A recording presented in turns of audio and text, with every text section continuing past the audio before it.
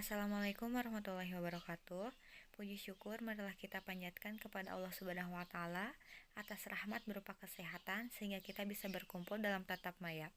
Tak lupa juga sholawat serta salam semoga tetap tercurahkan kepada junjungan kita Rasulullah Shallallahu alaihi wasallam.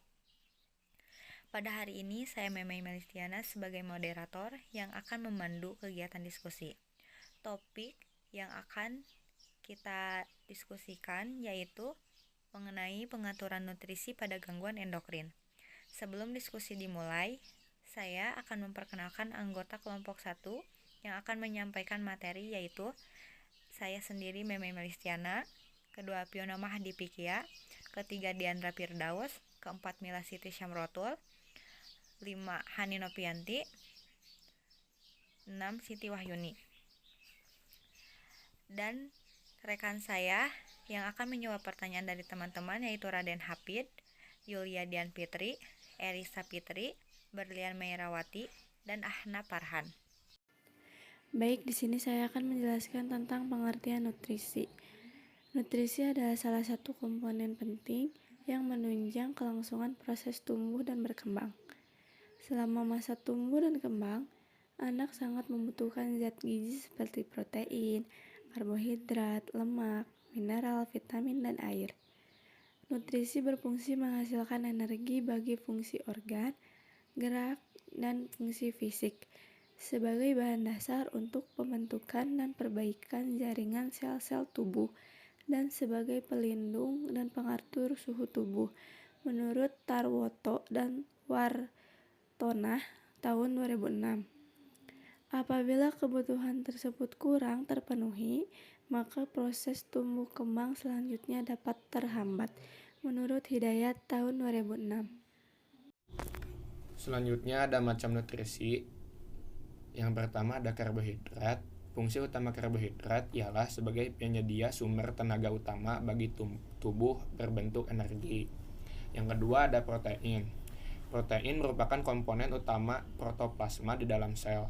Selain itu dapat menjadi sumber energi, juga berperan penting dalam proses pertumbuhan. Yang ketiga ada lemak. Lemak menyediakan sekitar 60% energi yang diperlukan tubuh selama beristirahat, serta membantu penyerapan vitamin A, D, E, dan K. Yang keempat ada zat besi. Zat besi adalah bahan dasar dalam pembentukan hemoglobin dan juga berperan dalam pengangkutan oksigen dan seri-seri makanan ke seluruh sel di dalam tubuh. Yang terakhir ada kalsium. Kalsium berfungsi untuk pertumbuhan dan mineralisasi tulang.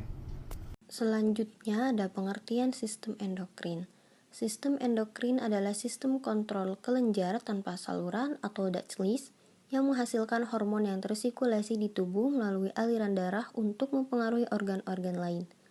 Hormon bertindak sebagai pembawa pesan dan dibawa oleh aliran darah ke berbagai sel dalam tubuh, yang selanjutnya akan menerjemahkan pesan tersebut menjadi suatu tindakan. Sistem endokrin tidak memasukkan kelenjar endokrin seperti ludah, kelenjar keringat, dan kelenjar-kelenjar lain dalam saluran gastrointestin. Selanjutnya ada gangguan sistem endokrin. Yang pertama ada diabetes mellitus, penyakit menahun yang ditandai oleh kadar glukosa darah melebihi normal.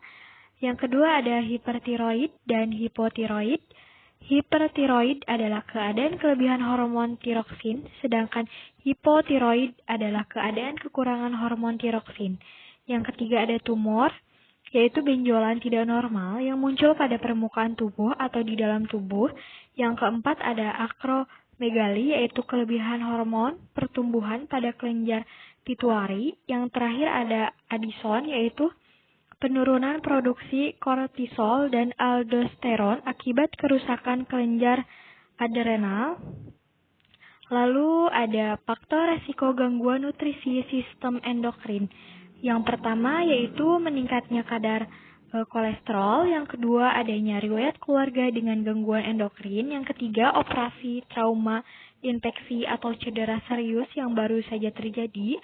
Yang keempat riwayat penyakit terhadap gangguan autoimun.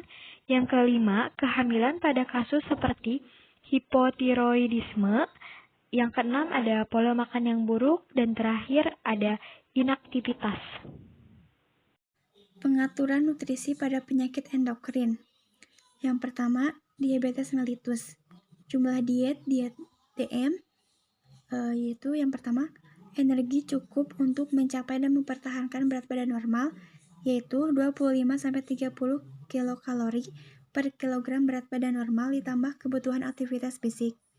Yang kedua, kebutuhan protein 10-15% dari energi total. Yang ketiga, kebutuhan lemak sedang 20-25% dari energi total.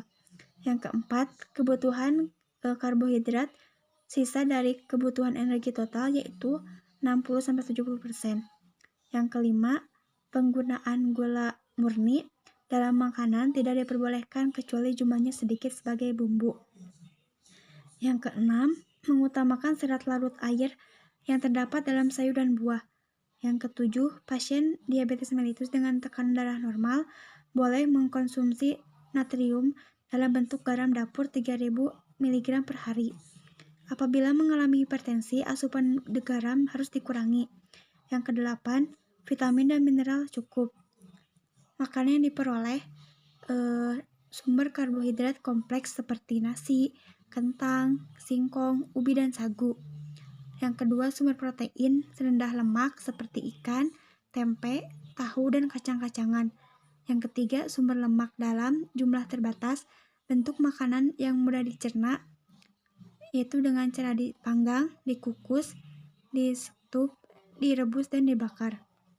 Makanan pantangan, yaitu makanan yang mengandung banyak gula sederhana seperti gula pasir, gula jawa, sirup, minuman botol ringan, es krim, kue-kue manis, fast food, telur asin, dan lain-lain.